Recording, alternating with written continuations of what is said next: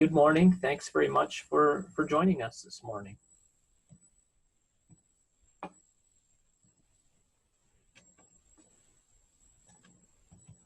So what I wanted to talk a bit about this morning regarding birds in winter is first starting off with the different birds that we see in winter here in Iowa, and that includes birds that we see that are here all year long, that stick around for the winter. And then we also have a number of species that that move to Iowa during winter, and so they're not here during the summer months, but they move to join us for the winter months. We'll then move into talking a bit about how birds adapt to winter, both those birds that stay with us from summer into the winter, and the birds that either join us in winter or leave us for the winter. And then lastly, we'll talk a bit about how we can help birds in winter. But first, let's just talk about winter for birds more broadly. So for birds, winter is the longest season of the year. And perhaps for some of us, winter might seem like the longest season of the year as well, particularly if we don't enjoy the cold and the snow like we're experiencing here this morning. It's also the most challenging season of the year for birds, even compared to other seasons like fall and spring when birds are migrating. Winter can be even more challenging for birds than the migration can be, and it depends on the species of birds and where they spend their winter. Winter affects birds all over the world, so oftentimes when we think about winter and birds, we're thinking about birds spending time in cold temperatures and in areas that have snow, but winter can also affect and does affect birds in warmer areas as well. And the reason for that is because we know that many of our birds that spend the summer months here leave and go further south in the wintertime. And the birds that are already in those southern areas in the winter are going to be affected by the birds that are coming to visit during those winter months. And so the winter months can affect all birds all over the world. It also affects birds all year long. So the energetic requirements and the experiences that birds have in the wintertime can affect them, affect their survival and their ability to have babies and build nests in the spring and summer as well. And so it's a very important season for that regard. And because of all of this, birds are very good at preparing for winter and surviving winter. And we'll talk a bit about that later in the presentation today.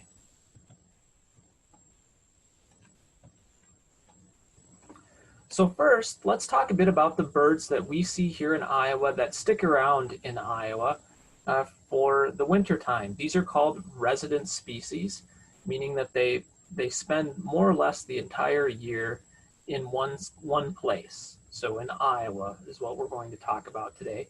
They do not migrate, they don't leave and come back, and they have some really neat and special adaptations to allow them to survive and find food in wintertime, which we'll talk a bit about.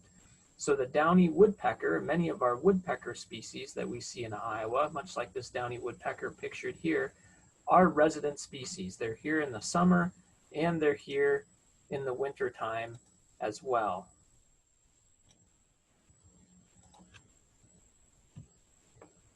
So some birds that stick around in Iowa in the wintertime, that's about 40 species of the probably 300 or so species that we regularly see in Iowa are what we call residents.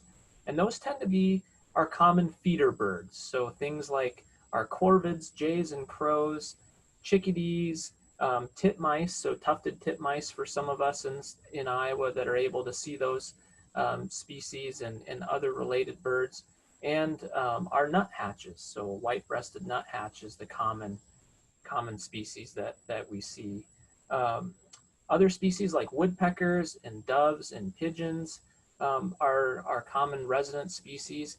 And then outside of the songbirds, there are some other birds that are residents as well. Things like our gallinaceous birds, ringneck pheasant, wild turkey, northern bobwhite for those of us in the southern part of Iowa, and then also some raptors and waterfowl. So red-tailed hawk, like what's pictured there.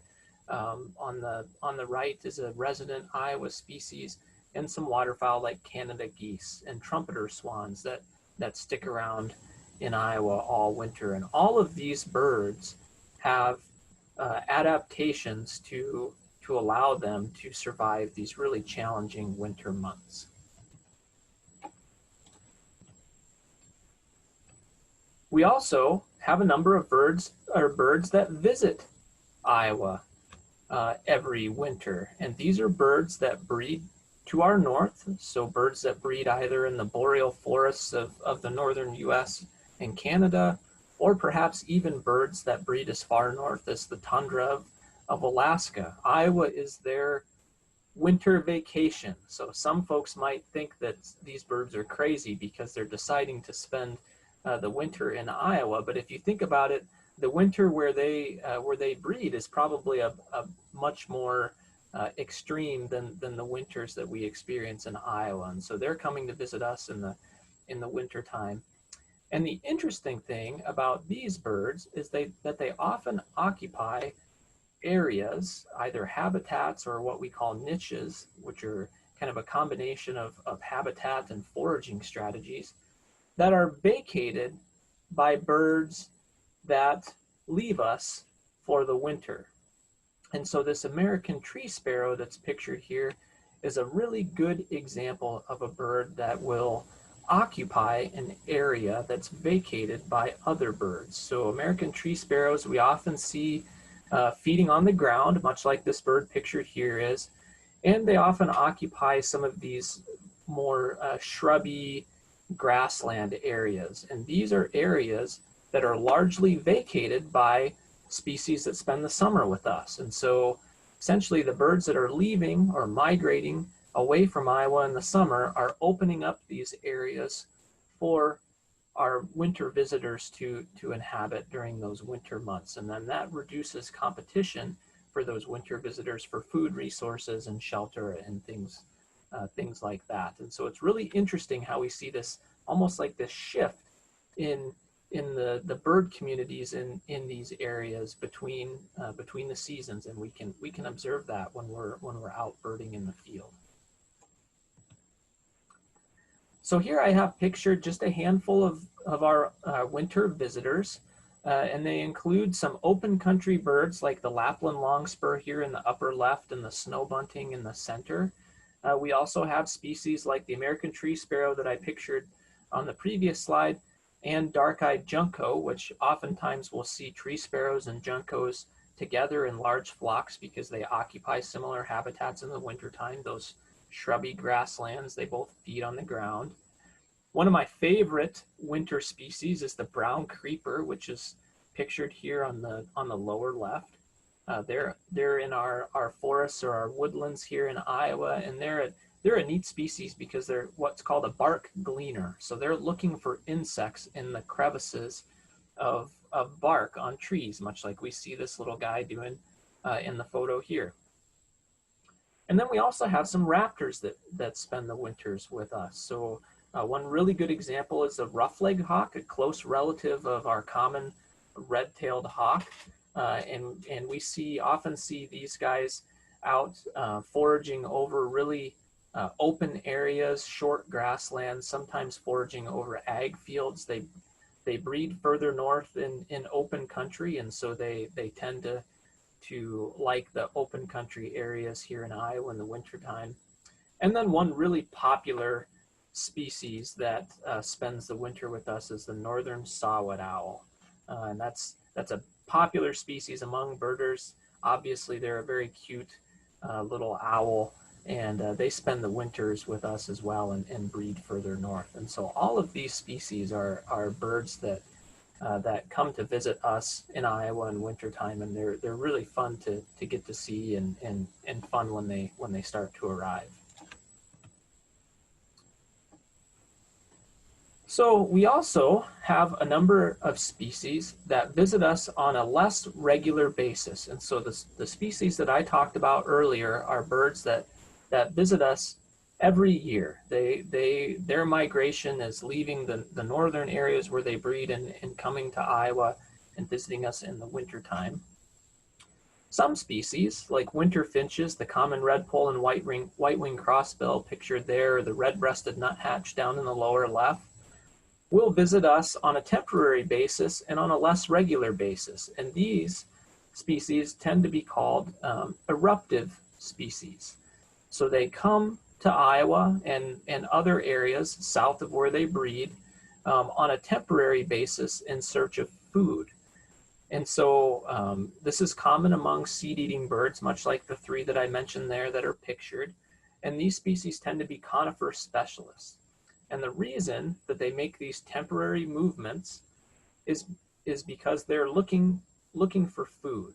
And so if we know a little bit about trees and how they produce seeds, most trees will produce seeds in what's called a boom and bust cycle. So they'll have really, really good years where they produce lots and lots of seeds, and then they'll have bad years where they don't produce as many seeds. And it's during those bad years where there's not many seeds produced that these winter finches, or these eruptive finch species, move south out of the northern forest to look for food because they're not able to get enough food from the trees in the north.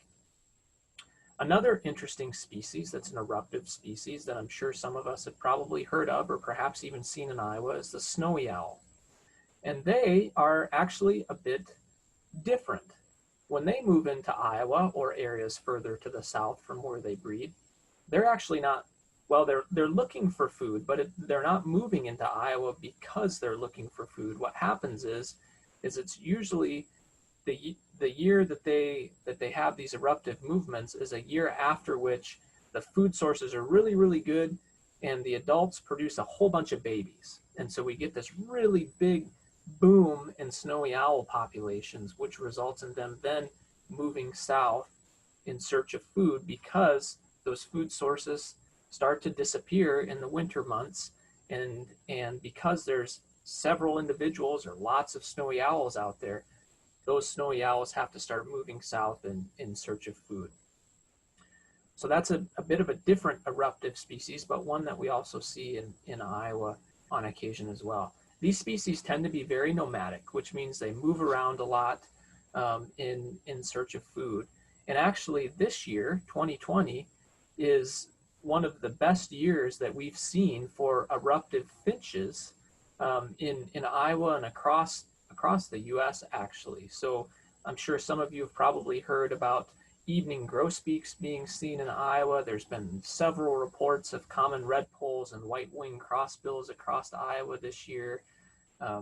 Lots of red-breasted nuthatches earlier in the fall. And so what the research is showing is that not only are we seeing a really poor year for seed production in the trees, which is causing these birds to move south, but they also experience really great food conditions during the breeding season, much like what we might see in the snowy owl. So they had a really good reproductive year. So there's lots of birds and they're having a hard time finding food in the winter. So we're seeing this big push of birds to the south. So I would encourage all of you to keep your eyes on your feeders and keep your eyes out for these eruptive species, because chances are we're going to see more reports of these birds throughout the winter. So a really, really neat observation that treats us on occasion in Iowa.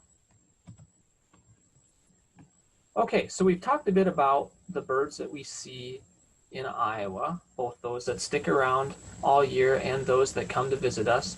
Now let's talk a bit about how birds prepare for winter. And one of the really obvious things that we might not necessarily think about as a preparation, but it certainly is a preparation, is migration. And we'll talk a bit about what migration does for birds, but there's other things as well. So things like diet changes or food storing or other behavioral changes that allow birds to adequately prepare for winter. So we all know a little bit about migration, I'm sure. It's when birds leave Iowa for more mild climates. There's different types of migrants that we have here in Iowa during the breeding season. We have short distance migrants, which means that their migration stays within the same hemisphere or continent. And oftentimes, the short distance migrants that we see in Iowa are simply migrating to, say, the southern US. So they're not flying very far relative to some of the other migratory species that we see. Examples of these short distance migrants include things like species like American robin, red-winged blackbird, or eastern meadowlark, some of these larger songbird species that can withstand the sometimes colder temperatures that they even experience in the southern US. We also have long distance migrants that we see in Iowa, and for these species, migration takes them to a different hemisphere or continent. And so good examples of some long distance migrants that we see in Iowa in the summertime are bobolink, Baltimore oriole, or even the ruby-throated hummingbird. That's one of, I think, the neatest migrations, is that a bird that is that small can be considered a long distance migrant. And in fact, many ruby-throated hummingbirds will cross the Gulf of Mexico every year on their migratory journey. And so these species are flying to perhaps southern Mexico or even parts of South America, like the bobolink, which flies to Argentina in South America every year. The one thing to remember about these migrants is that for most of them, there are some exceptions, but for most of our migrants, particularly the long distance migrants, their diets are consistent throughout the year. And oftentimes those diets consist of insects. And so it's going to be pretty challenging for some of these birds to find insects to sustain them in the winter months in Iowa. And so they have to leave and go to places where there are insects for them to eat during the winter months. And that's one of the primary reasons why these birds migrate. Another neat thing about these birds is that they eat a lot before they get ready to leave. They're just pigging out on their favorite foods right before they get ready to leave, which tends to be anywhere from late July for species like the bobolink to, say, mid-October for some species like the red-winged blackbird. And the reason they do that is because it takes a lot of energy for them to fly to where they need to go for migration. And so they have to be able to build up that energy and build up those food stores so that they are fat stores, so that they can make the trip to South America or to the southern US where they need to go. And so that's a really important thing to remember about these migratory species. We also see species, particularly our resident species, that will shift their diet, or they'll change what they eat from summer to winter. And a really good example of one of those species is the American robin. Now, I know we mentioned earlier on the previous slide that American robins tend to be short distance migrants, but I'm sure many of us also see robins in the wintertime in Iowa as well, and they do stick around in Iowa. But what we might notice about robins in the wintertime compared to what we know about robins in the spring is that they're eating different things, right? So I'm sure many of us can picture an American robin in the springtime pecking around on the ground and pulling that big fat earthworm out of the ground for a nice tasty meal. That's going to be pretty hard in the winter months, right? Especially on a day like today when there's a bunch of snow on the ground. And so those robins, if they're going to stick around in Iowa, they have to change what they eat. And for robins, that tends to be fruits. They switch over to eating things like crab apples and other berries that are produced by trees here in Iowa. And so they're completely switching their diets from insects to other foods. And they do that because those foods are available at that given time. There are some species that have very specialized adaptations to switching diets. One example is a yellow-rumped warbler. So we do see some yellow-rumped warblers in Iowa in the winter, although they primarily migrate and leave the state. But they have a special adaptation in their digestive system that allows them to eat poison ivy fruits and other fruits like bayberry that tend to be um, not very good for most birds. They have different oils and kind of waxy substances that most birds can't digest. But yellow rump warblers have a special adaptation that allows them to digest those fruits and therefore allows them to capitalize on an available food resource in the wintertime. So there's lots of really neat examples of diet changes that allow birds to survive in winter. I think one of the most neat adaptations that we see in birds for surviving winter is food storage, and that's exactly what what it says. Birds are saving food when food is available.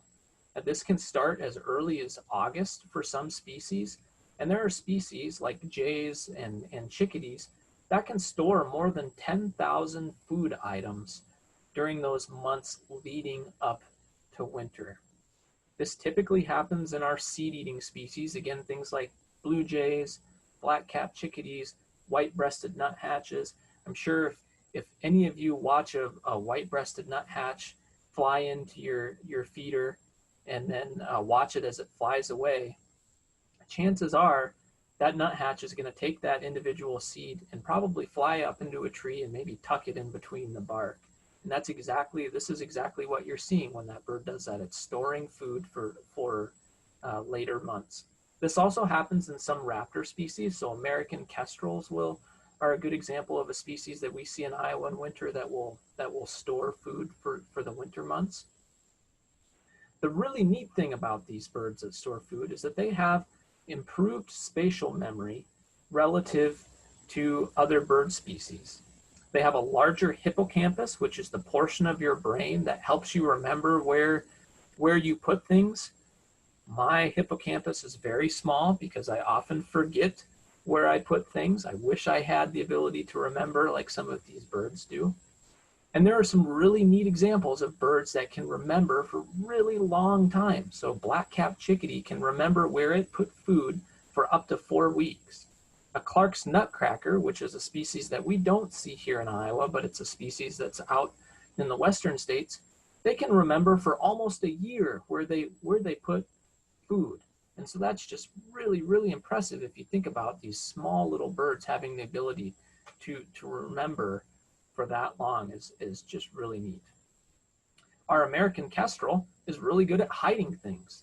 So when they store things like small mammals that they capture, they will flip them and store them upside down to increase the camouflage of that species. Say if they're burying it in a little pile of grass or something like that, and they're doing it in the wintertime, we know that most of our small mammals have white bellies, right? Well, if there's snow on the ground and the kestrel's flipping that critter upside down so that the white belly's showing, it's going to be pretty hard for somebody else to find that small mammal. And so it's really neat, I think, that these birds are able to figure out how they can do this effectively in order to preserve food for the winter months when they need it most. And the last adaptation that we'll talk about are some of these behavioral changes. And so the first behavioral change, and this is one that we can observe pretty easily in Iowa when we're watching birds either at our feeders or at our favorite park, is that birds will congregate in mixed species flocks. And things like chickadees and woodpeckers and nuthatches are really, really good at this. So oftentimes when we see these species in the summertime, they tend to be on their own, kind of minding their own business. And that's primarily because they're nesting and they're busy trying to find food for their babies. And they tend to be pretty territorial in the summertime as well. But in the wintertime, that changes. And we'll see them in these mixed species flocks. And the reason that they do that is because they can capitalize on the abilities of the different species and the different individuals to find food. So they kind of share in their effort to find food.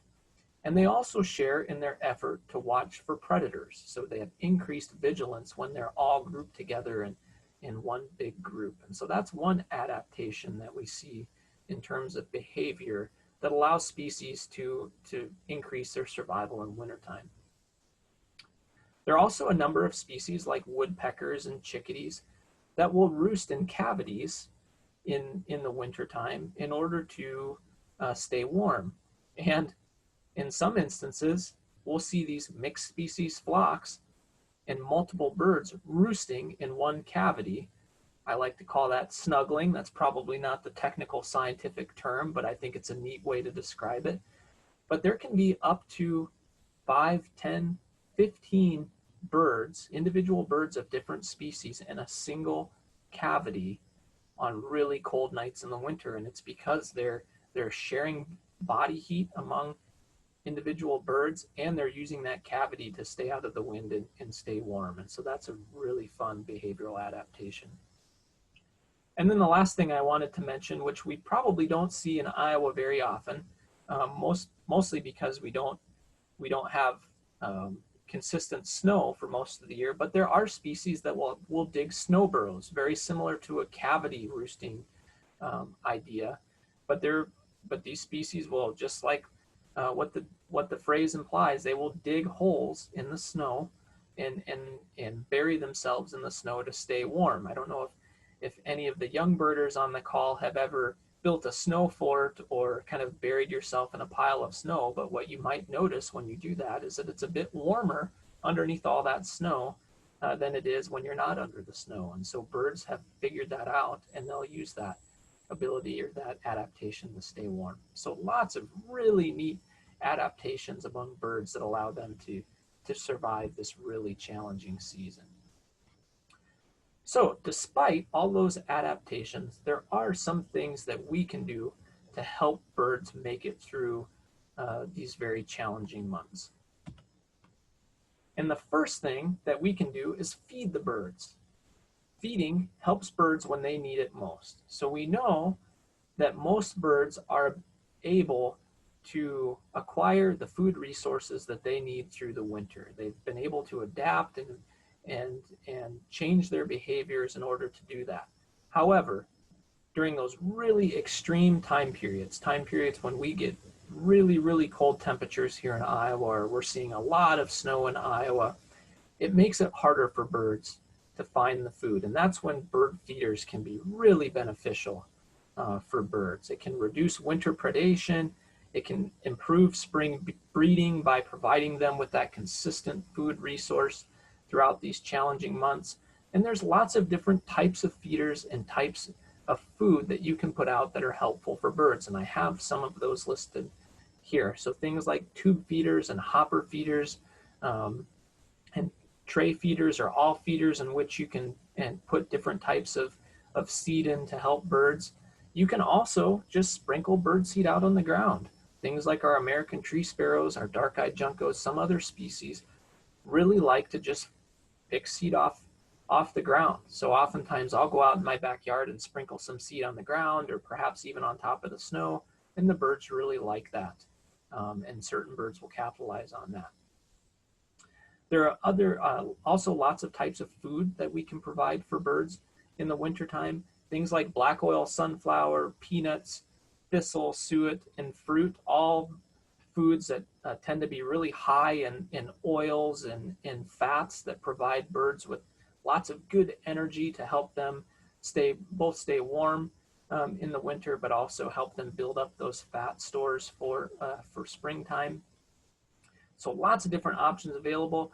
I would encourage you to visit our Ames Wild Birds Unlimited store online. They have all of those types of feeders and bird foods available. And if you're interested in putting some of those out in your yard, I would strongly encourage you to visit their website, or perhaps even just give them a call or shoot them an email and ask some questions about the best types of seed to put out to help birds in the winter.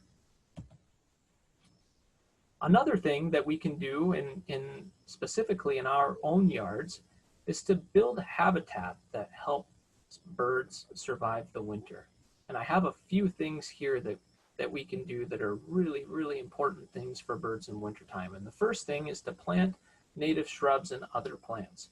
There's lots of scientific information out there that demonstrates how important native shrubs and plants can be for birds in winter, both as a place to find shelter and as a food source. So I have pictured down here on the lower left some gray dogwood berries. Gray dogwoods are a native shrub to Iowa. They're a really great shrub, really dense shrub that provides good roosting cover for birds in the winter. But they also produce these really nice white berries that are an important food source for some of our fruit-eating species like American robins and cedar waxwings. And there are a number of other species that will utilize those berries opportunistically as well. So native plants are really important, and things that you can plant during the spring and summer that are going to be really helpful for birds in the wintertime. The other thing that you can do is provide cover and shelter in the form of either brush piles or roosting boxes. And by roosting boxes, we're basically talking about nest boxes. So the boxes that you put out for birds that they'll use during the nesting season to build nests in. Several bird species will also use those in the winter because they're a cavity. They'll use those to roost and stay warm as well. And so you can put those boxes out to provide places for birds to seek shelter during those really cold or windy days. And brush piles are really good at that as well. And here I have an image. This is from the National Audubon Society that provides a schematic for how you can build a really robust brush pile. But brush piles can be as simple as just picking up the sticks in your yard and piling them up in a corner or underneath your feeder, or perhaps even if you use a live Christmas tree this holiday season, when you're done with that Christmas tree, you can throw that out in your backyard. That makes really great bird shelter during the winter months. So a brush pile can be as complex or complicated as this image, or it can be as simple as just piling up some sticks. And there are lots of other wildlife species that will utilize that brush pile as well. And the last thing you can do, and I think it's one thing that's often overlooked by us, is provide water. Water, believe it or not, is probably one of the most challenging things for birds to find in wintertime, because most of the time it's going to be frozen when the temperatures get really cold. And so providing water in the form of a heated bird bath can be a really great supplement for birds in winter, and be a really great thing to attract birds to your yard in the winter months. So water is really important. And then the last thing that we can do to help birds in winter is to simply just watch and help count them if you're interested in doing that. And there are a number of different citizen science projects or programs that you can participate in during these winter months that help monitor bird populations through winter. So projects like Project Feeder Watch, the Christmas Bird Count Program, or even the Great Backyard Bird Count, which happens in February, all programs to which we as citizens can contribute to helping monitor bird populations throughout the winter. And that provides scientists with really important information on how our birds are doing throughout the year. And then the other thing that you can do, because I know all of us enjoy watching birds, is that you can share birds with a friend or a family member. Take a friend or a family member to your favorite park and look for birds in the wintertime.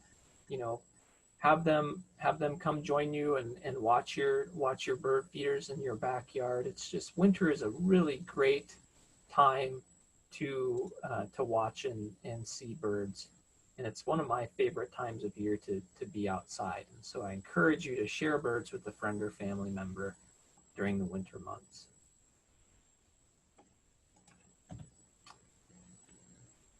And that is all I have for you this morning. I don't want to take too much of your time because I know we're all anxious to go out and play in the snow. So I want to thank all of you for joining us this morning on behalf of Wild Birds Unlimited here in Ames, and also of Iowa Young Birders. I really appreciate you taking the time to join us to talk about birds in winter this morning.